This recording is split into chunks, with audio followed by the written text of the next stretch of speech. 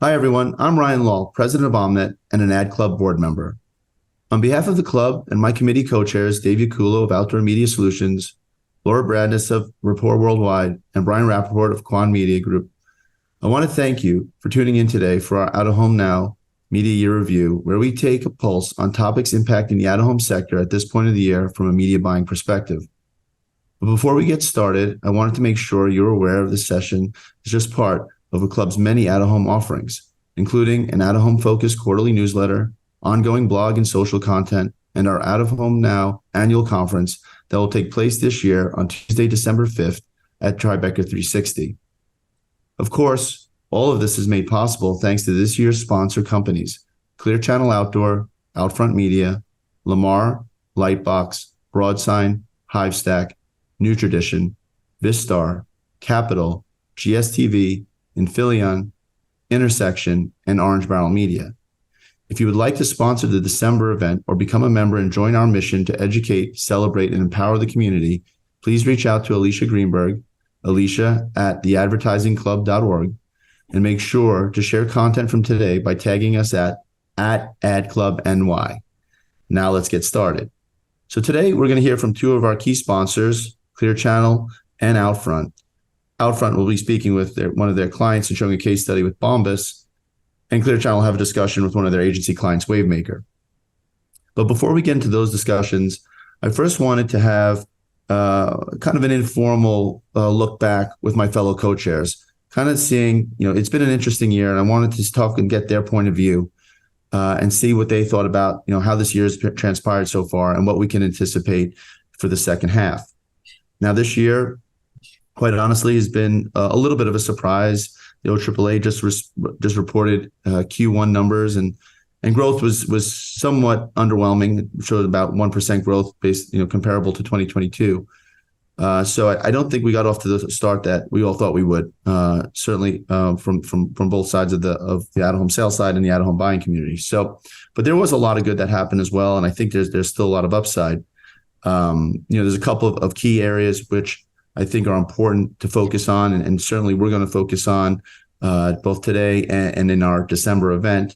I think a lot of it has to do with how we can improve the media planning cycle, how we get out of home elevated alongside other media formats, what's happening with measurement, and certainly what's happening now with programmatic. And lastly, probably want to discuss what's happening with creativity.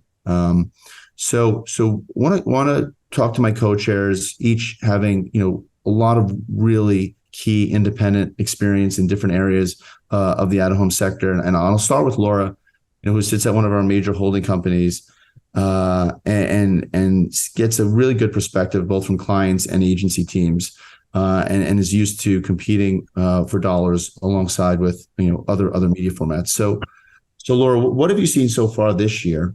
And what do you think of kind of the slow start, and as things have started to progress now, and is the year heating up, or what can you anticipate your clients looking for in the back half?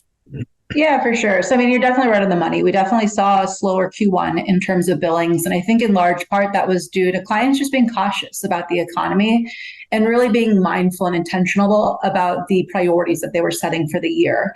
That being said, though, the momentum has really continued to build as we head into the second half. We're still tracking to hit our goals that we set out at the start of the year, and we're feeling confident. I think some of this, though, of kind of the result of where we're headed and why we're feeling so confident is, the need for a more data-driven planning and measurement has really become critical to growing our share. We've been finding more and more performance marketing leads are looking at our business on the client side, and we have to deliver when it comes to key metrics that tie back to ROI. So the more targeted we can be, obviously, the better. But I also don't really want to lose sight of the creative impact. I think in this first half, we've seen a massive uptick on, how can we amplify, how can we innovate by really tapping into more experiences, extending that conversation beyond just the ad placement, and ultimately evoking emotion through our context. I can't tell you how many times actually this year we've been asked, how can we make our budgets look bigger and carry more weight? And I think that is a product of clients being a little nervous about what's to come still for this year. So for example, we've been told we have 10 million to work across all channels for a campaign, but we have to make it feel like 50.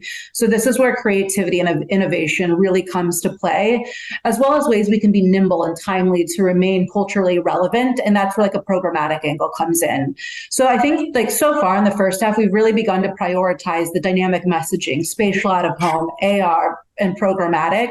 Nothing that's essentially new to the space, but I feel like we're finally walking the walk versus talking the talk and trying to change that role of out of home to essentially be whatever we need it to be based on a campaign brief. And how are we able to do that? It's really through the latest advancements in technology. And we've been finding like through this new approach, it's opening doors for both big and small clients in terms of spend with how they're utilizing out of home in a less traditional way and more of an impactful way. So I think it's like one of those things like at a time when there's so many uncertainties, budgets are tighter than ever, we need to give our clients that confidence in the way we're buying our media. And if that goes back to delivering on metrics that can prove out success, and some of which is, tied back to earned media through social, then we really need to lean into out of home where we know it can shine. Yeah, a lot of things you said there certainly resonate. And Brian, before I flip it to you, Laura, if you had to say, I think a lot of our audience members will think that what you said about making our budgets feel bigger is certainly going to, strike a chord. So if you had to pick one, is it measurement and performance, like really like just being able to show clients how a campaign performed? Is that gonna make that campaign feel bigger, or is it going to be the creativity side? Is it going to be doing something that's going to have real emotion, and something like doing a digital with 3D anamorphic creative? Ultimately it'll probably come down to the client and their objectives. But if you had to pick one to really make that budget feel bigger, where are you going to try and invest your dollars? I think right now it's falling on creativity. I think there's just something about the power of technology and utilizing all the capabilities I think we've had for so long, but now it's just the tipping point in the earned media and what we're really starting to see. I think you can make something that's $100,000 feel like 5 million. And if we can do that, that's where all of a sudden out of home is going to have the upper hand. And maybe budgets are tighter right now, but that will change. And I think if we can really lean into the strength. And right now it just seems like creativity is power. Oh, yeah, definitely agree. Certainly from my side, I see all channels are struggling with measurement right now, and performance, and it's hard. Real attribution is hard to prove out across a lot of channels, and I don't think out of home should fault themselves necessarily for that. I think we have a ways to go as well, but I'm kind of in the same boat as everyone else. So if we can drive more creatively and have more impact and drive more emotion, I think that's definitely a way to do it. Brian, I'll flip it to you. You're having conversations with clients direct. More smaller independent agencies, but clients that are certainly watching their budgets more closely, and trying to have a big splash and make their money feel really big. What's some of the things you're seeing? Yeah, I would say, to kind of reflect on what Laura just said, last year in Q1 it was kind of fast and furious. It was a lot of quote unquote home runs, to use baseball analogies, and this year was a lot more singles and doubles. It started a little bit slow, and then momentum picked up, and you had a lot of brands, as they sort of grew a little bit impatient with other channels, turned to out of home. A lot of brands that had not yet either tested in the channel or spent in the channel, and want to do things, but do it in a cautious and measurable way. And that's exciting for us because, we're getting to work with brands directly and really help them, maximize their dollars. Again, it is making those budgets that may not be as big as we on the buying side had hoped be bigger or feel bigger than they are. So we've definitely seen that momentum grow coming out of Q1 into Q2. There are a lot of brands, both legacy brands that have found success in the channel before and that love out of home, and new brands kind of come in and spend and try and do things either in one of two ways. One, focusing more on creative and doing things that are going to get earned media and get press and get buzz and really help them stand out and ultimately win awards down the road. Or number two, like prove true ROI and really actually lead to growth and lead to lift for their brands. And that's exciting for us. So, it comes down to a lot of education. It's always going to continue to be that way, especially when you're working directly with brands and brands who are not as familiar with out of home as, some of the bigger brands out there are.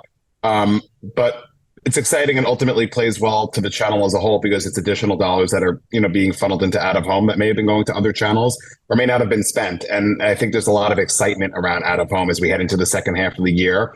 And as measurement continues to be refined and as there continues to be fantastic campaigns put out there into the universe that you'll see either honored at Cannes or at other great events throughout the year. So I'm definitely feeling optimistic as we head into the second half of the year. I think that there is going to be a really strong finish to 23, and I'm expecting there to be a really, really, really strong start to 24. Yeah, I definitely agree. I feel some of that. I think you raised a good point about, you mentioned Cannes and some other events and celebrating the great work that's out there. And that's going to, kind of dovetailing with what Laura said in terms of the creative impact and getting brands excited and getting to use out of home when certainly I think the word of the year right now is caution, right? There's a lot of, there's a lot of macro factors out there that are causing brands to be cautious, from an economic perspective. And we're heading into a presidential election year. So there's a lot of swirl out there. And I think brands are really trying to figure out, the upfront itself is moving pretty slow, comparable to last year, which actually moved much faster. So I think brands are really trying to figure out, the best way to spend. And I think, as long as out of home still has that impact, that creative impact, their ability to make a brand feel much bigger than they might normally be or stretch those dollars a lot further. We continue to focus on that while of course we're always looking to drive our ROI and performance. And if we can do that, and bring that all together, I agree. The second half of the year looks pretty bright as well as does 24. So Dave, that interesting point, and we've talked about this a lot, you and I, back half of this year, going into 24, Las Vegas, right, is an interesting thing happening right now. Convergence of a lot of big events in a pretty big market where out of home is prominent. A lot of great out of home in Vegas. Well, Vegas as a market is becoming something completely different than what it once was. And the back half of this year, the convergence of some very big events like Formula One. You'll have CES, and then of course the Super Bowl and the start of 24. And I know you've seen some interesting trends and activity in Vegas. And I wonder if that's a bit of a microcosm of what we can hope to see kind of spread out from there. And obviously out of home has always been a great media format to have impact at events like this, and for brands to shine. So you want to talk a little bit about what you've been seeing there? Sure. For those of you who don't know, Outdoor Solutions is based in Las Vegas. And so almost all of our activity revolves in and around Vegas. And to say that Vegas has been on a tear coming out of COVID would be an understatement. They posted record revenue numbers, $15 billion the casinos did in Vegas alone in 2022. It was also announced that there's $9 billion in new slated construction projects that are starting or were approved in 2023. Allegiant Stadium, Vegas has really been known for a long time known for its gambling and restaurants and nightlife, shows, all that stuff. But it's fast becoming like one of the greatest live entertainment and sports cities in the world. And testament to that, Allegiant Stadium, where the Raiders play, sold more concert tickets than any venue in the entire world last year. And it was just recently announced that the Oakland A's baseball team is going to be moving to Las Vegas with a brand new stadium that's going to be built on the south side of the Strip. And that's going to be in close proximity to the new Allegiant, where the Raiders play, and also T-Mobile Arena, where the Vegas Knights play and are currently in the NHL Stanley Cup. So that the NBA is not far behind. There's already rumors that LeBron's got dibs on the first expansion NBA team in Vegas. So I think that'll be probably a follow-up to all of that. But what does all this mean from an out-of-home perspective? It really means that Vegas is opportunistic for national brands who, for whatever reason in the past, may have stayed away from Vegas. A couple of the reasons for that were, it's number 40 on the DMA, so that's not particularly exciting for big national brands. It's also been considered and is a transient market. But Vegas has always been one of the best local markets in the entire country, frankly, the entire world, because the entertainment's turning over, every week or every 2 weeks.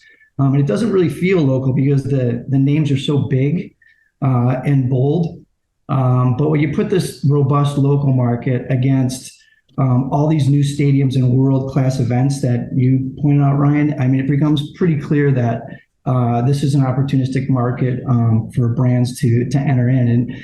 And you touched on, a lot of the big ones, but if you just look at the back half of this year going into first quarter, you've got the highly anticipated MSG Sphere that's opening up with a U2 residency. You've got Harry Styles following up with a residency there.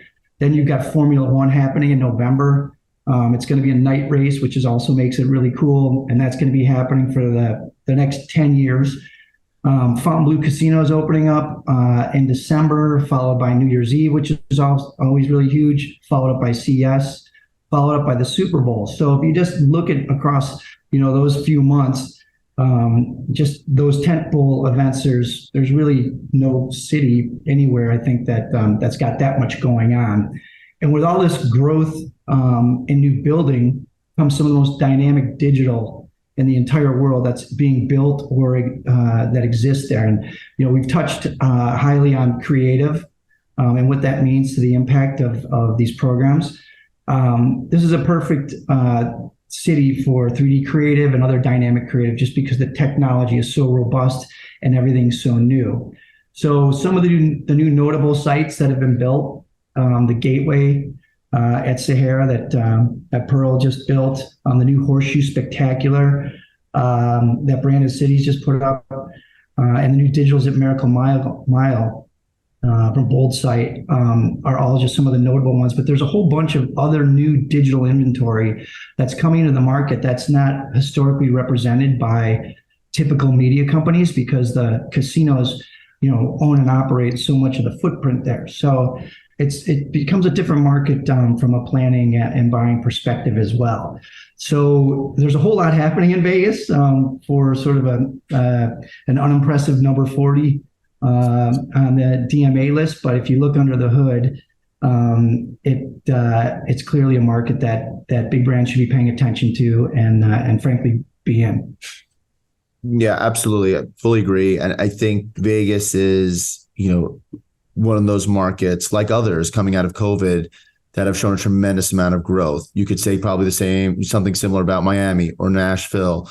Certainly some of the Texas markets, Dallas, Austin, some of the stuff in the Pacific Northwest, Portland, Seattle, and then obviously in the Midwest, with Minneapolis, Milwaukee, all real, and even a market like Denver, all showing a lot of strong growth in the out-of-home sector. And I think it's one thing that, we can look to show and hope that continues, it's a trend that continues where clients want to, like think about historic spenders that are just really heavily invested in New York and LA or top 5 markets, but branching out and is really good out of home in these other markets. And a lot of the reason why, to your point, why brands are getting in there is one, not only is there a lot of exciting things happening in these markets, but also,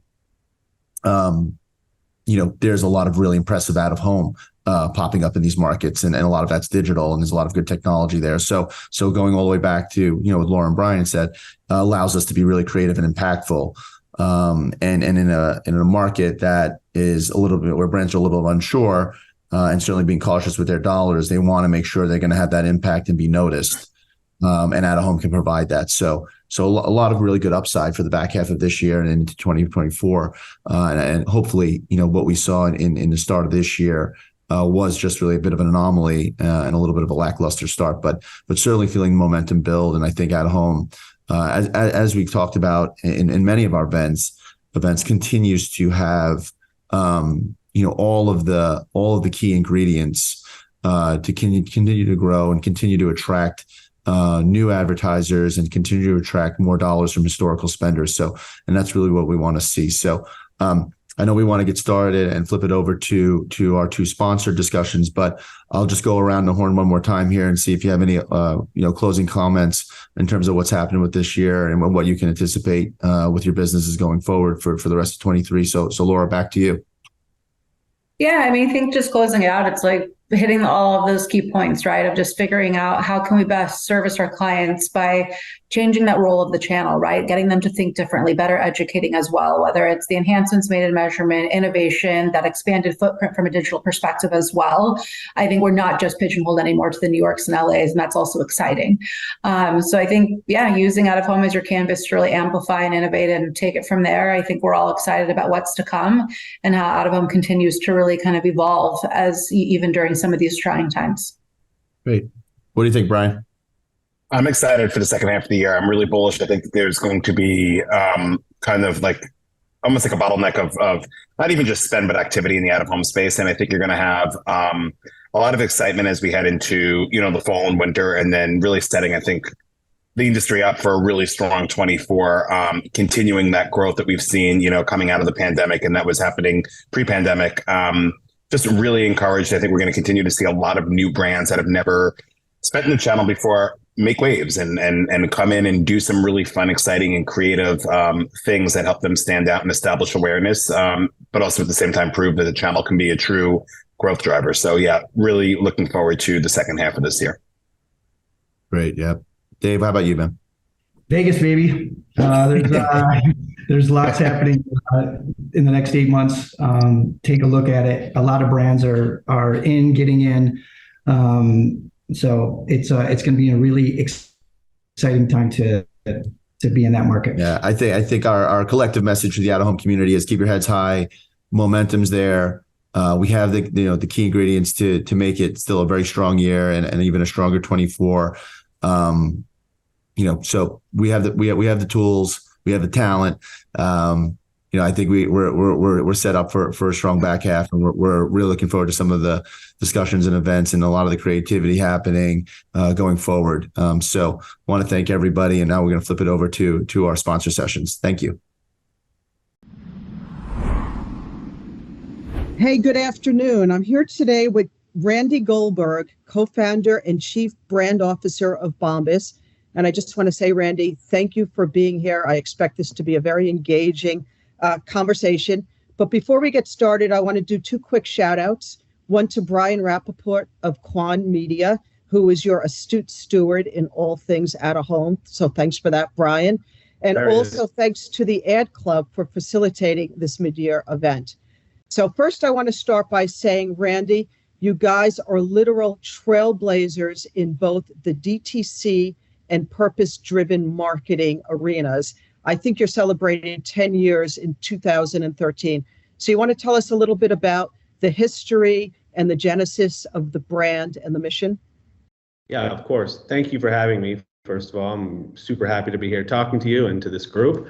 We started Bombas in 2013, but the story really starts in 2011 when my co-founder Dave saw a quote on Facebook. It was a Salvation Army campaign about how socks are the #1 most requested clothing item in homeless shelters. So we were working together at the time. We used to talk about business ideas, but we started talking about this. It just seemed like such a sad and surprising fact. So we sort of wanted to investigate it. Our first thought was, is this true? So we called the Bowery Mission, which is an institution serving the homeless community in New York City. And we asked them about it. And they said, well, yeah, we have to buy new socks to donate to our clients because we don't allow people to donate used socks for hygiene reasons. So there's a huge need. And if you're sleeping on the streets, a fresh pair of socks means a lot. This was a bit of a light bulb moment for us. And we thought, man, we really want to help out here. We haven't spent 5 minutes thinking about our socks our entire life. Then we started to look around and we realized socks hadn't changed much in 50 years. They were the same athletic socks they had always been. And we thought at this moment, maybe there's something here. Maybe we could have a business where for every pair of socks we sell, we donate one, and we can start to solve a problem in the homeless community. And that's how it all started. We spent 2 years on research and development. We made the best socks, we think, in the history of feet. We launched our site, and for every pair we donate a pair, and we now sell underwear and t-shirts as well, which are the number 2 and number 3 most requested clothing item in homeless shelters. And this year we just crossed, as you said, 10 years in business and 100 million donations to shelters and organizations in all 50 states across the country. That's amazing. That's amazing work. And the fact that the mission and the commerce pieces are so connected. I mean, the mission is fabulous and what you're doing is so good. But to your point, you're making a really terrific sock. I mean, it's probably the most premium sock in the marketplace right now. One of the things you do, though, when you distribute the socks is you have what you call the giving network. So instead of just delivering, 100 million pairs of socks to one single place, you get very involved in community outreach. And I think especially for the out-of-home community, that's a really interesting touch point, because although a lot of the out-of-home brands like Outfront have a national footprint, we're really keen that we work very specifically in local communities. So how does that all work? Yeah, I mean, even with the national presence, right? We're really everybody gets up every day, right? And you go to work or you work virtually, and you're a part of a community. And whether you're connected to a national organization or not, you want to care about where you're living. And for us, it was very important from day one that our customers knew that if they were buying socks in Albuquerque, that we were donating socks in Albuquerque. And if they were buying in LA, we were donating in LA and New York and vice versa, right? Like all down the line. So we started with one partner, but we built up an infrastructure of giving, a network of giving partners over the years. And we have those partners in all 50 states. So our customers can figure out, they can go on our site and type in their zip code and see who's the closest giving partner. Where are the donations that they're supporting and funding through their purchases going in their local communities? And that idea that we're giving back in communities where we all work and live is super important. And it seems very similar to what you're talking about, right?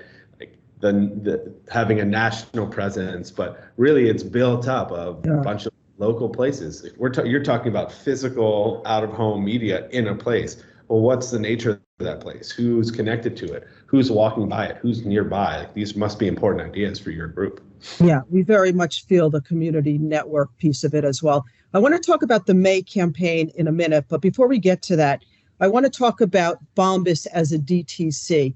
So DTCs love out of home because we act as a storefront for companies that don't necessarily start with having storefronts. In fact, I think 26 of the largest 100 advertisers in the out-of-home space in 2022 were DTCs. So how did you look at out-of-home in that aspect? The campaign that I remember previous to this one was the one that I think the copy line was the most comfortable socks in the history of feet. And I thought that was a great outreach for Bombas. So talk about that a bit. Well, that campaign for us was a way to test the waters a little bit, right? We, like you said, we're a direct-to-consumer company. We're digitally native.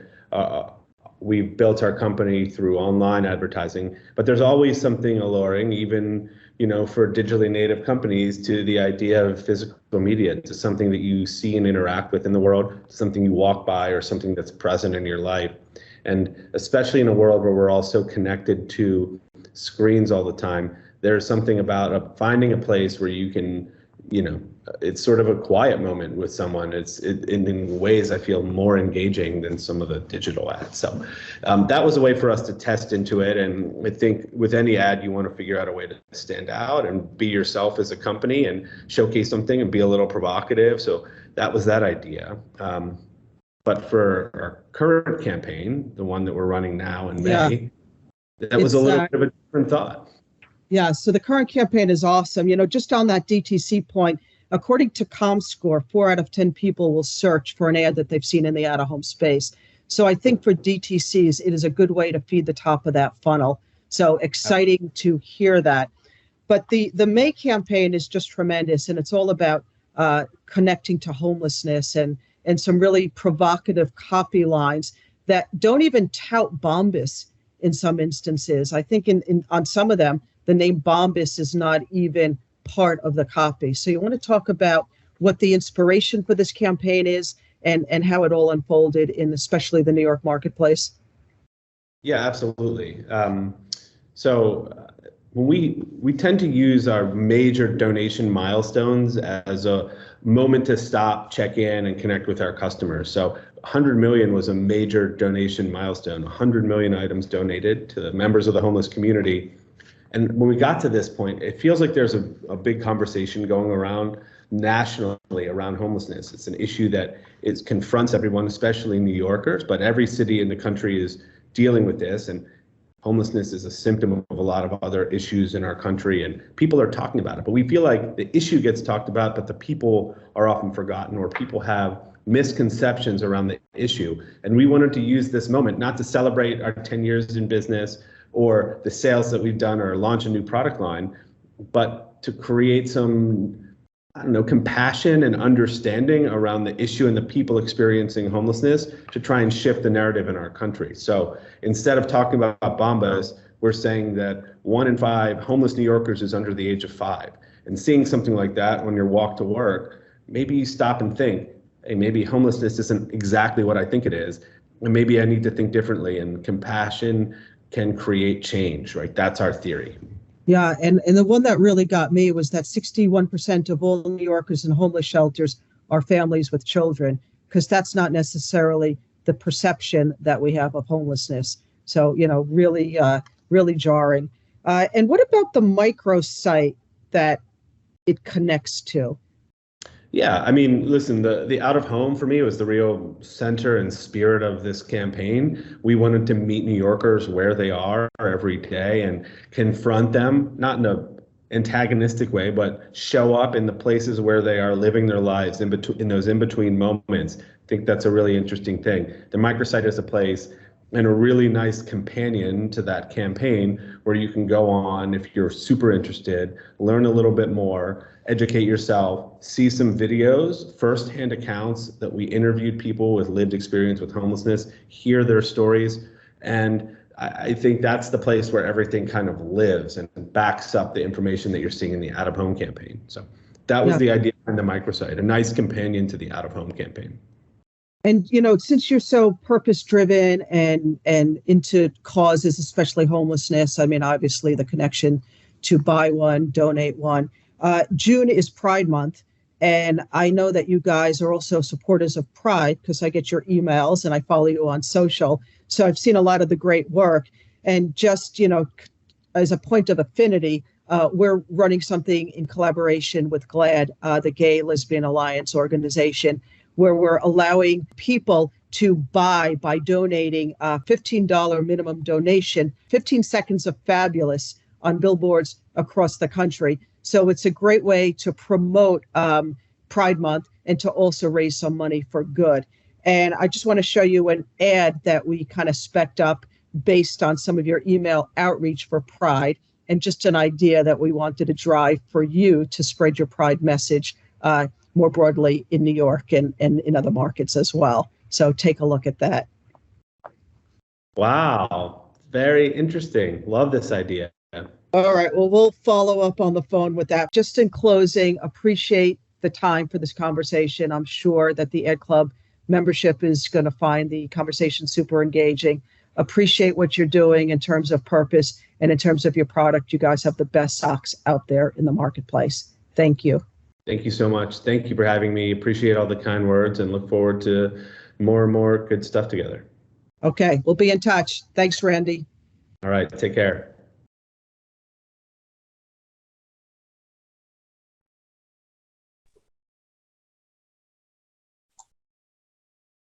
Hi, everyone. I'm Ed Marr from Clear Channel Outdoor. Thanks to the Ed Club for having myself and our esteemed guest here, Brad Backenstos. Brad, welcome. Welcome. Thanks for having me. Yeah. And thanks to the Ad Club too as well for having us both. So we, Brad, I know I've said this to you before, but I do believe you're one of the most influential younger execs in the business. It's a privilege to have you here as one of the leaders of Wavemaker. Wavemaker is, as we know, one of the top 5 global agencies. Part of your role, I know, and I think is you are one of the leaders in that growth and transformation division. And you also, your focus is on new economy startup, high growth brands. Some of those I have here that I'll show. We should have some visuals, I believe, right? Are, of course, DoorDash, SeatGeek, Audible. Congratulations on that recent win for you and Wavemaker. Thank you. And then, of course, you have plenty of traditional brands like Colgate, Tiffany's. So as a top 5 agency, many brands. So knowing that, can you share with us how, with your focus on those new economy brands, how you were using out-of-home today? Yeah, I mean, I think out-of-home's changed a lot over the last few years, and I think the way that we approach it has changed a lot. I mean, not just for new economy brands, but all of our brands. I think traditionally it's been out-of-home comes through and gets delivered through a local brief, and there's some sort of local partnership or local effort or a localized activation or event that you want to support, and that works great. Out-of-home works great in that capacity for the local relevance and supporting local communities and local partnerships and things like that. I think now we're really looking at out-of-home for other clients. It's a national media that really adds a needed layer of sort of reach and relevance, nationally. And, digitization has made it a lot easier, I think, for us to scale, not just, programmatic, but just digital out-of-home in general, more turnkey, faster, more sort of scalable, right? Less manual maybe. But I think then still, like, the local relevance, then you can actually then be locally relevant at national scale by, changing your creative, having dynamic creative in markets, and right. So you can kind of have the best of both worlds if you do it right. So I see the future sort of going more that way, where we'll have more clients who are actually thinking about it in a national capacity than just being a localized sort of channel. Yeah, amazing.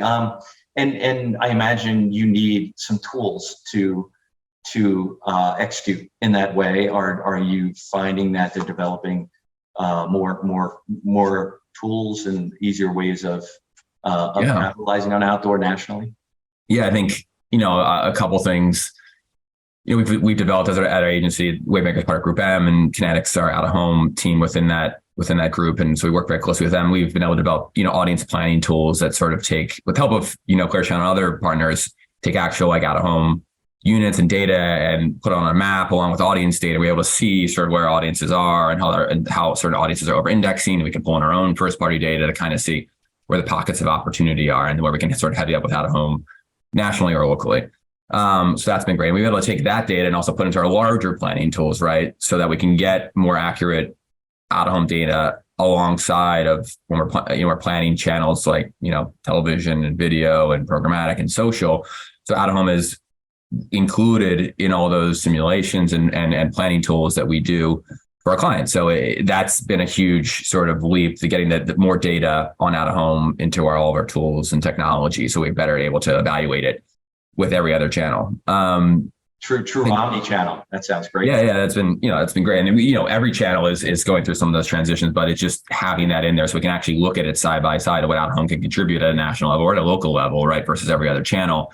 And that makes out-of-home, makes the case stronger for out-of-home, right? When we show that data to our clients who may be a little bit shy about how it can be, used at different levels, right? So. And could you share with us some of that data or generally, I guess, some of the KPI performances that you're seeing that are having you appreciate and your team appreciate and include outdoor in more? Yeah,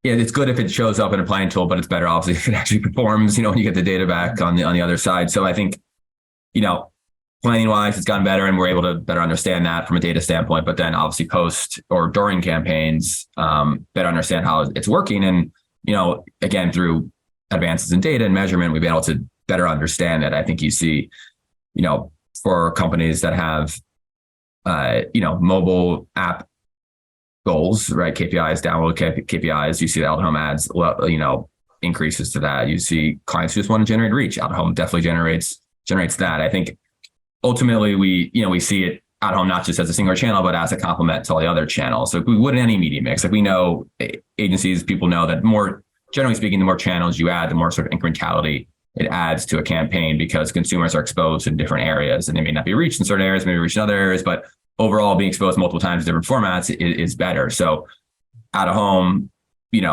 adds a layer that you can't get in some other channels. It adds a layer of potentially local relevance, high impact, recency, frequency, all those things. You can't miss it. You can't avoid it. If it's in your neighborhood, it's impossible to, so we know that it adds, sort of incremental ROI. We know that it adds sort of incremental performance. We know that it adds incremental reach. So again, it's just utilizing that channel in a way that's going to drive incrementality to your overall sort of media plan, wherever it may be. Amazing. And so can you tell us, so I do, by the way, I see that that messaging come through from all your planning teams and certainly, your partners at Kinetic.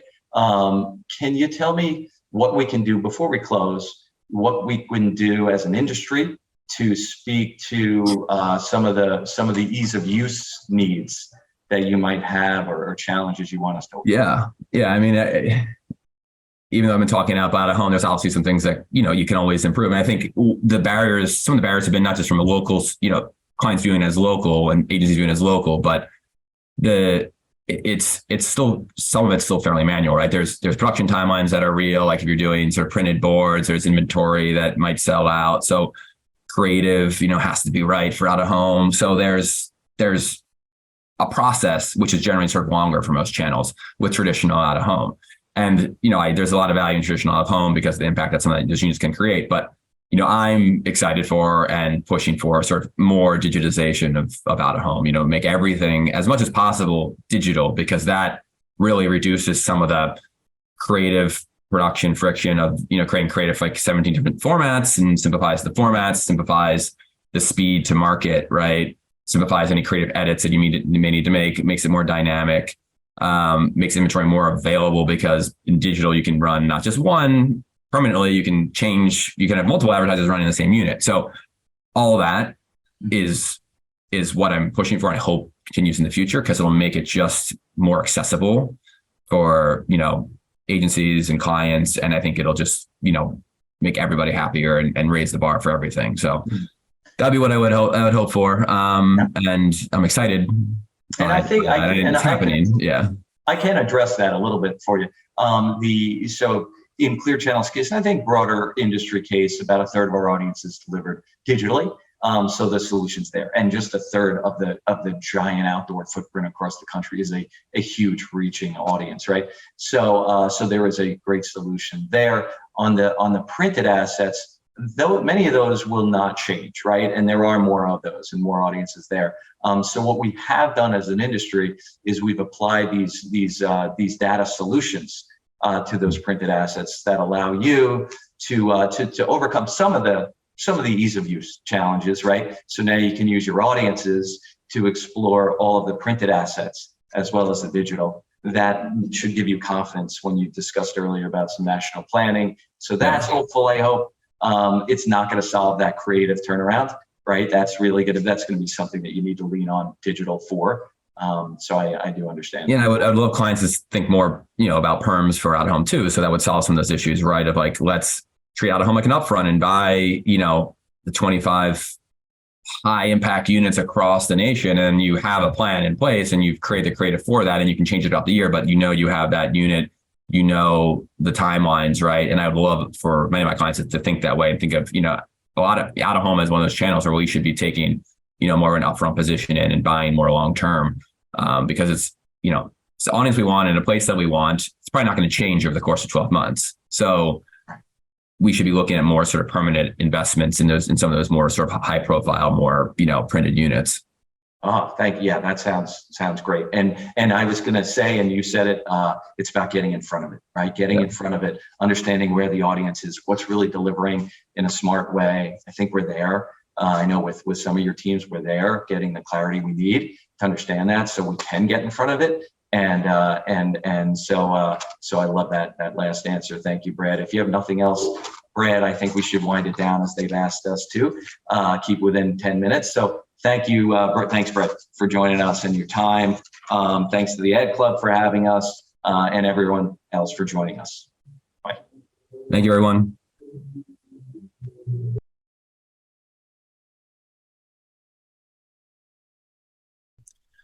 Well, thank you to Clear Channel, Wavemaker, Outfront, and Bombas. Definitely lots of interesting ideas in this session. Have to call out Brad for his comment around an upfront for big impactful units and Randy's point about brands using out of home for purpose-driven creative. We'll be sure to cover these points and a lot more in December. On behalf of the club, our board and committee, thanks again to all of our speakers and sponsors who shared their thought leadership today. We will share this content on the club site in the next few days. And a reminder for those who want to do so throughout the year, please visit theadvertisingclub.org to learn more or reach out to me or Alicia Greenberg for more information on how to get involved. Have a great summer.